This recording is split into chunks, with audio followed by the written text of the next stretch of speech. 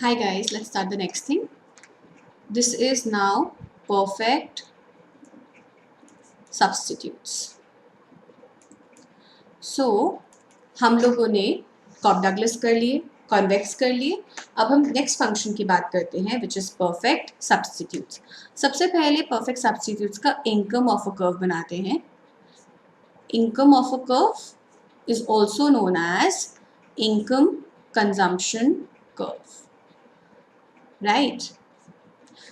So like we said last time, हमारे पास दो चीज़ें होती हैं, इनकम कंजम्पशन कर्व और प्राइस कंजम्पशन कर्व. इसको हम इनकम ऑफ अ कर्व भी बोलते हैं और इसको हम प्राइस ऑफ अ कर्व भी बोलते हैं. इससे हमारे पास आती हैं एंजल कर्व्स और इससे हमारे पास आती है डिमांड कर्व्स.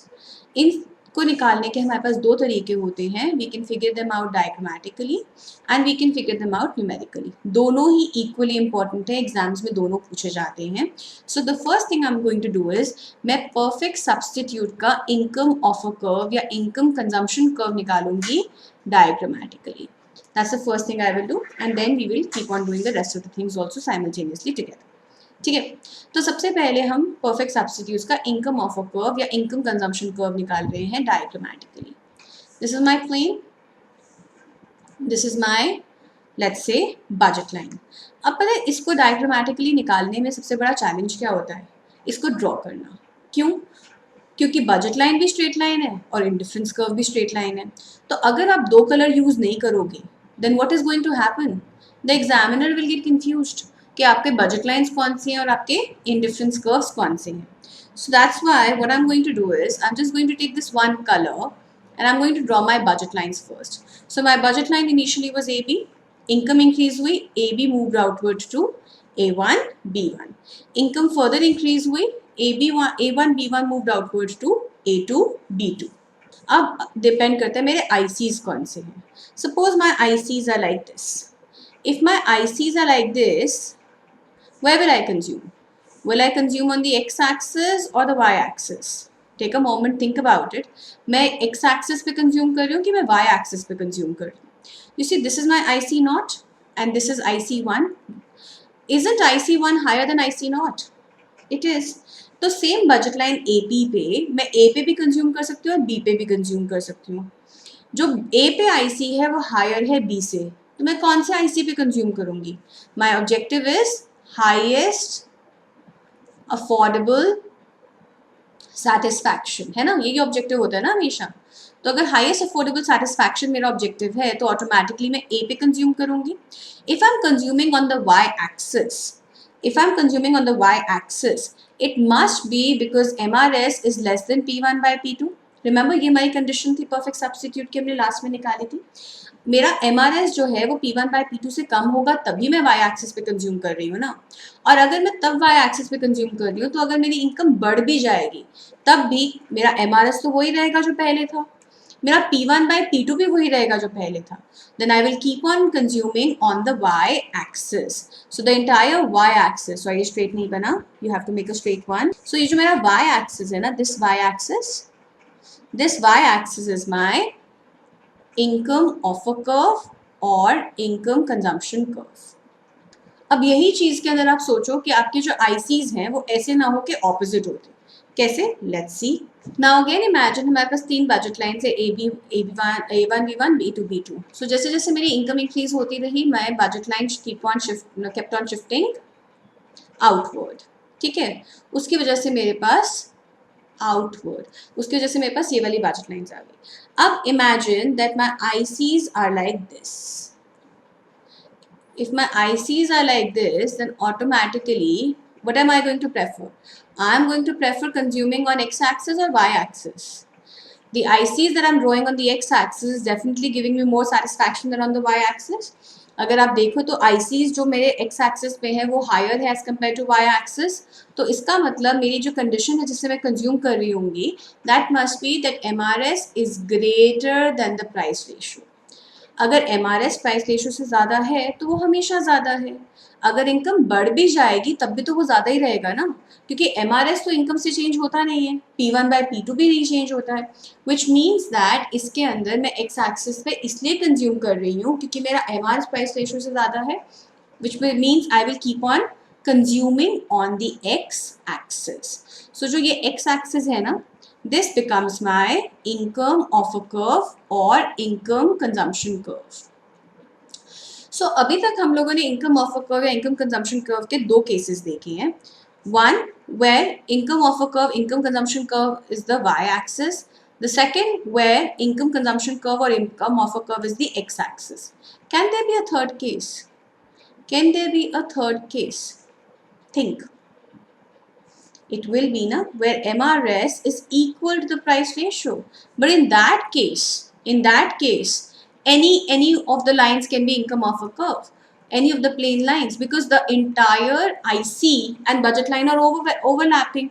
आपने budget lines बनाई, आपके ICs overlap कर रहे हैं, तो सारे ही points है ना equilibrium के, आप यहाँ से यहाँ पे भी shift कर सकते हो, यहाँ से यहाँ पे भी shift करते हो, क्योंकि ICs and budget lines are overlapping, so you can actually consume anywhere. It doesn't matter. So therefore in the exams ये वाला जो case है ये आपका test नहीं होता है, but it's good to know. But ये दोनों cases test हो सकते हैं. So once we have the income of a curve or the income consumption curve, then the second thing we want to understand is what is the angel curve. उससे जो हम angel curve derive करेंगे वो कैसा होगा? So I will have an angel curve for good 1 and for good 2 when the equilibrium or IOC income of a curve is the y-axis. Similarly, अगर income of a curve जो है वो मेरा x-axis है, तब भी मेरे पास angel curve होगा good 1 का और good 2 का. So this is M x1, M x2. Let's see. अगर मैं y-axis पे कंज्यूम कर रही हूँ तो मैं सिर्फ और सिर्फ good 2 कंज्यूम कर रही हूँ. अगर मैं सिर्फ और सिर्फ good 2 कंज्यूम कर रही हूँ तो इनकम चाहे जितनी मर्जी बढ़ जाए, the consumption of good 1 is always 0. x1 is always 0, which means in that case my angel curve of good 1 will be overlapping the y-axis. This is my angel curve for good 1. Similarly, जब मेरा y-axis income of a curve है तो मैं सिर्फ good 2 consume कर रही हूँ. इसका मतलब good 2 is always m by p2 sorry.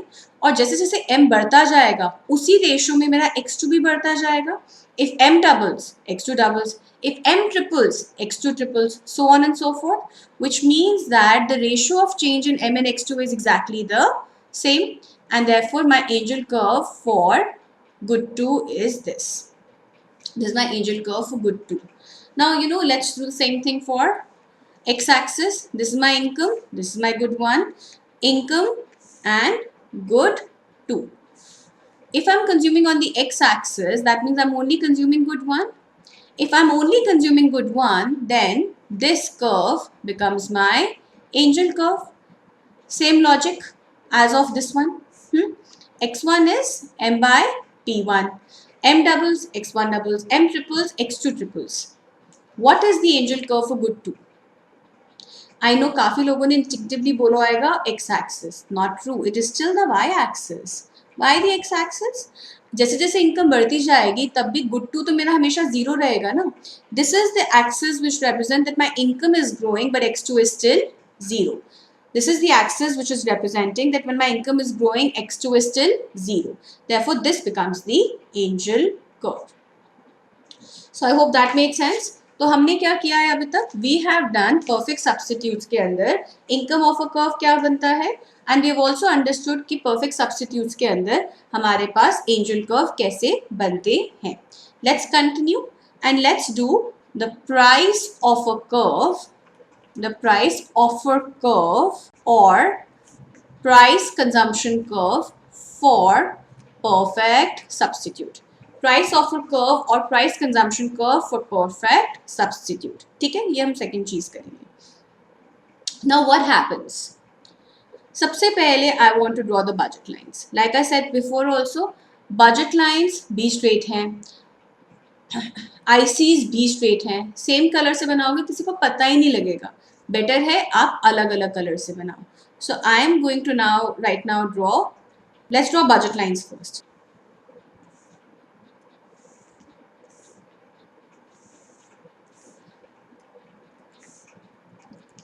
Price of good 1 keeps on falling. So that's why AB moves to AB1. And then price further falls. So AB1 moves to AB2. Let's draw the ICs. I'm deliberately drawing these kind of ICs.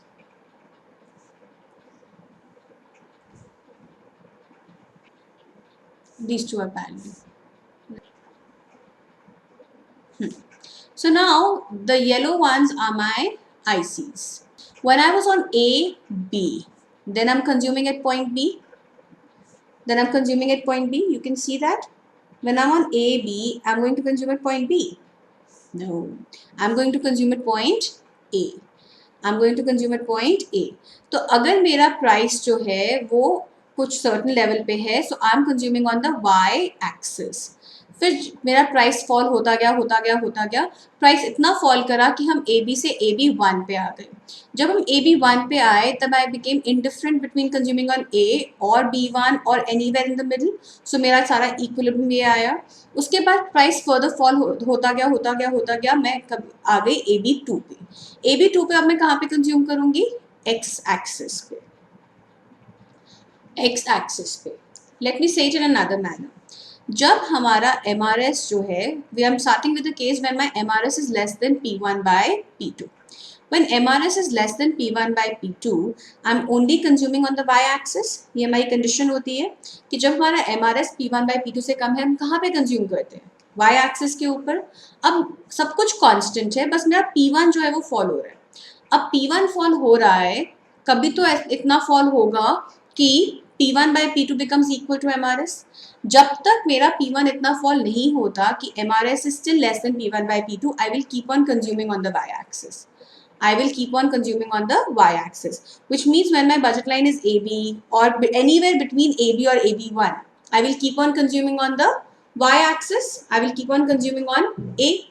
But जब मेरा price कम होता जा रहा है तो कभी ना कभी तो ऐसा प्राइस आएगा ना जब P1 by P2 becomes equal to MRS, है ना. जब वो प्राइस आ गया, that time I became indifferent between A B one और anywhere in the middle. A B one और एनीवेयर इन द मिडिल. उसके बाद क्या हुआ? प्राइस हमारा फर्दर रिड्यूस होता जा रहा है. तो अब क्या होगा? अगर मेरा प्राइस और फर्दर फॉल होता जाएगा तो कभी तो ऐसा टाइम आएगा ना that MRS becomes greater than P1 by P2, because MRS तो कांस्टेंट है. आप राइट हैंड साइड को फॉल कराते जा रहे हो. तो पहले हायर था तो y एक्सिस था, बीच में इक्वल हुआ तो इनडिफरेंट हो गया, फर्दर फॉल कराया तो बढ़ गया ना. MRS became greater than P1 by P2. Then I will start consuming on the x axis.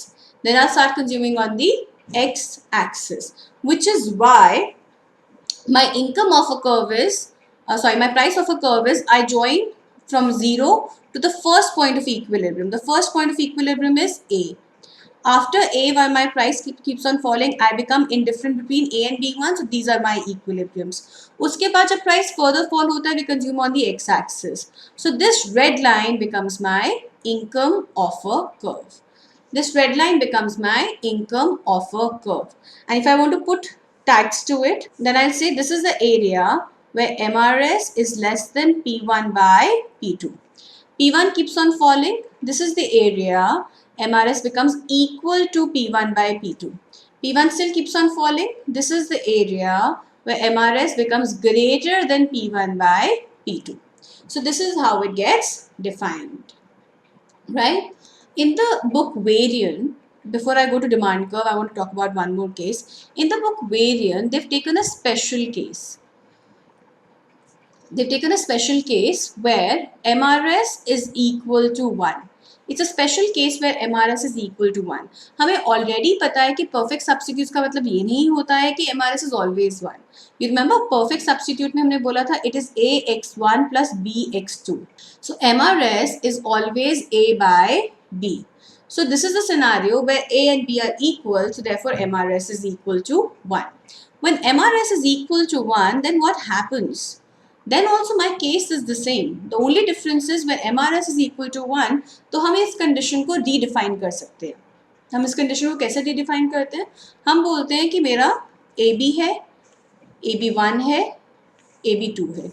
These are my budget lines. A, B, AB1, AB2. I will show it without drawing the indifference curves. हाँ, मैं indifference curve इसलिए नहीं बना रही हूँ because I don't want to spoil the diagram. अब हम ये बोल रहे हैं कि जो मुझे utility मिल रही है that is same in x1 and x2।